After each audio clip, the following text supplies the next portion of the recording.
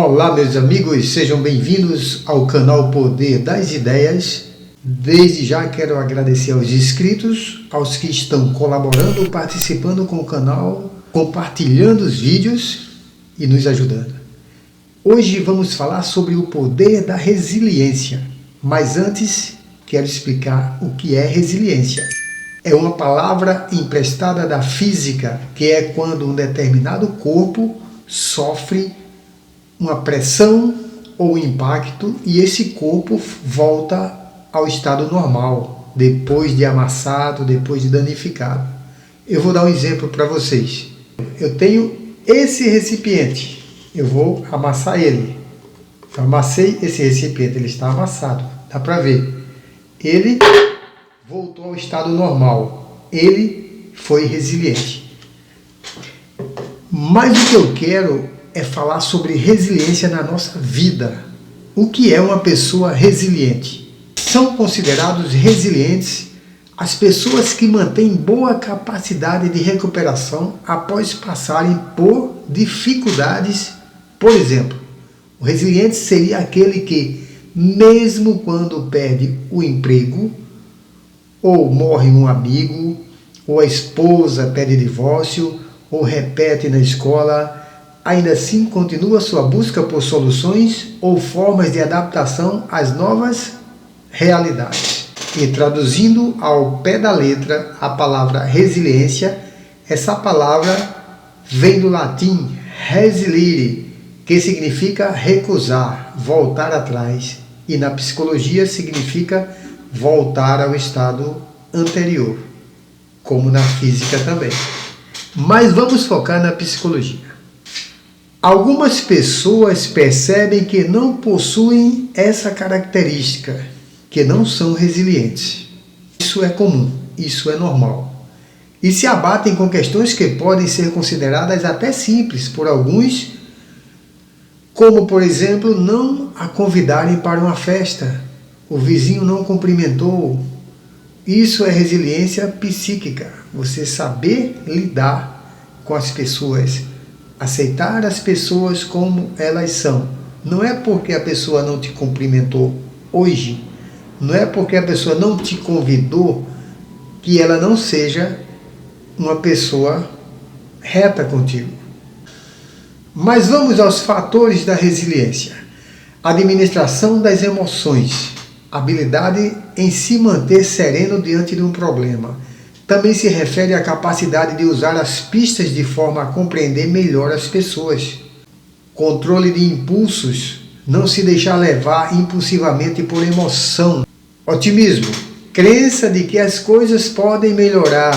Está relacionado com a esperança e convicção na capacidade de controlar o próprio destino. Análise do ambiente, capacidade de identificar as causas dos problemas, permitindo que a pessoa se coloque num lugar seguro. Se refere à capacidade de identificar quando é hora de falar e quando é hora de calar. Empatia significa a capacidade de compreender os estados psicológicos das outras pessoas, as emoções e sentimentos e saber como agir. Autoeficácia, crença de ser capaz de resolver seus problemas. Alcançar pessoas é a capacidade de se vincular a outras pessoas, sem receios e sem medo. É a capacidade de se entrosar com as outras pessoas, construir redes de apoio. Uma pessoa resiliente, ela interage melhor na sociedade, em razão da experiência dela de vida, em razão dela ter voltado ao estado normal e em razão dela estar mais fortalecida. Ela perde, ela retira aquela barreira que antes da experiência a impedia de realizar seus sonhos e seus desejos. Resiliência emocional. Porque certas pessoas são capazes de se levantar mesmo depois de um grande trauma. Cada área tem mostrado suas explicações. A biologia defende o ponto de vista de que cada ser humano é dotado de um potencial genético que faz com que ele seja mais resistente que outros. A psicologia vê a importância do relacionamento com a família, principalmente na infância, que vai construir a capacidade de suportar crises. Já a sociologia diz que a influência da cultura das tradições é que é importante. A teologia vê a necessidade de sofrimento como fator de evolução espiritual, o dar a outra face.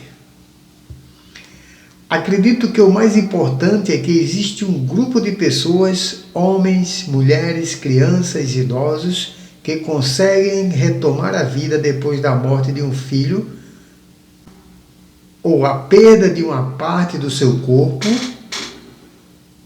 ou a perda do emprego, ou doenças graves, ou físicas ou psíquicas. Será que poderíamos nos espelhar nessas pessoas? Mas, Ronaldo, como sabemos que a pessoa não foi afetada pelo trauma?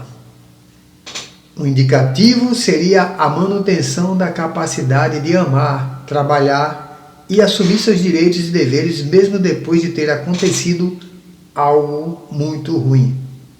Talvez a descrença seja um indicativo da dificuldade em ser resiliente. O desenvolvimento da resiliência começa pelo aceitar o desafio, onde se reconhece a existência do problema e também se percebe que pode existir soluções ou formas adaptativas de lidar com novas possibilidades.